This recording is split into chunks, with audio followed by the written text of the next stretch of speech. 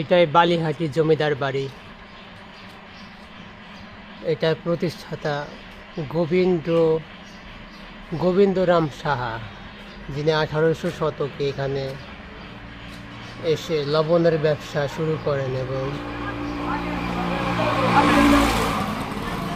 তার 4 পুত্র সন্তান ছিল। দেখেন 3 তলা, 1 2 4 3 তলা বিল্ডিং। হয়তো একটা সময় একবার ভাবুন, এই ব্যালকনিতে এসে তারা দাঁড়াতো, ফ্যামিলির লোকজন এখানে চলাফেরা করতো। বিশাল আম গাছ পাশেই।